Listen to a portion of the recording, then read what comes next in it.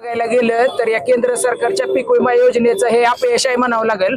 गेल्या वर्षी त्या ठिकाणी 95 लाख शेतकऱ्यांनी पीक विमा भरलेला होता, परंतु ज्या वेळेस त्यांनी 1 रुपयाची पीक विमा योजना जी आहे त्यांनी सांगितले की त्याच्यामध्ये गैरव्यवहार आहे किंवा अनियमितता आहे म्हणून त्यांनी बंद केली। आणि पुन्हा ज्या वेळेस 24-25 ला ही योजना चालू केली तर शेतकऱ्यांनी त्या ठिकाणी भरघोस त्या ठिकाणी पीक विमा भरलेला असताना, उदाहरणार्थ बघायला गेलं तर भूमपरांडामध्ये जो शेतकरी ज्याचं क्षेत्र 62 आर आहे त्याला त्या शेतकऱ्याने 700 रुपये त्या ठिकाणी त्याने पीक विमा भरलेला होता आणि त्याला 200 रुपये मिळालेले आहेत।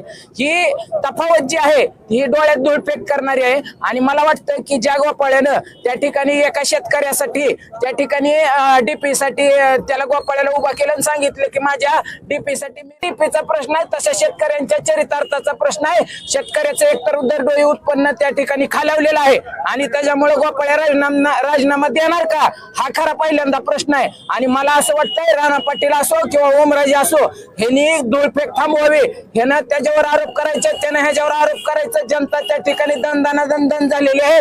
त्या ठिकाणी ह्या औसा रोडवर एक त्या ठिकाणी मयत झालेला आहे, त्याचबरोबर इथं धाराशिव मध्ये शहरात त्या ठिकाणी एक मयत झालेला आहे।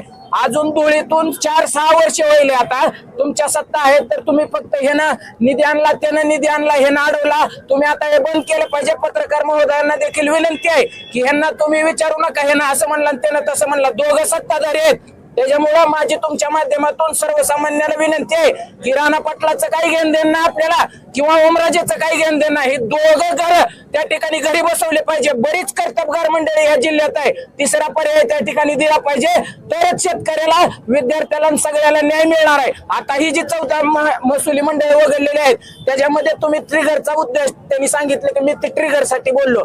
अहो साहेब, त्या ठिकाणी इथला जो काही स्थानिक नैसर्गिक आपत्ती आहे, मग धाराशिव जिल्हा हा जो काय केंद्राच्या काही परिसीमेच्या बाहेर आहे का? इथं पाऊस पडला ज्या वेळेस त्या ठिकाणी भूमपरांडा वार्शी मध्ये तुम्ही सांगताय की अतिवृष्टी झाली, तिथलं उत्पादन घटलं म्हणल्यावर तुम्ही तांत्रिक उत्पादन सरासरी कशी काय दाखवली?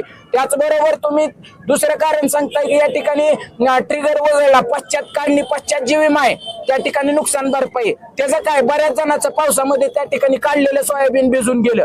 त्याचबरोबर तुम्ही दुसरी गोष्ट सांगताय की आम्ही त्या ठिकाणी प्रश्न मांडला, असं चालणार नाही। आता ही जनता तुम्हाला त्या ठिकाणी प्रश्न वेळोवेळी विचारणार आहे आणि त्याच्यामुळे तुम्ही त्या ठिकाणी एकमेकावरची चिखलफेक थांबवून आता तुम्ही कामाला लागावं, नाहीतर तुम्हाला ही जनता सोडणार नाही।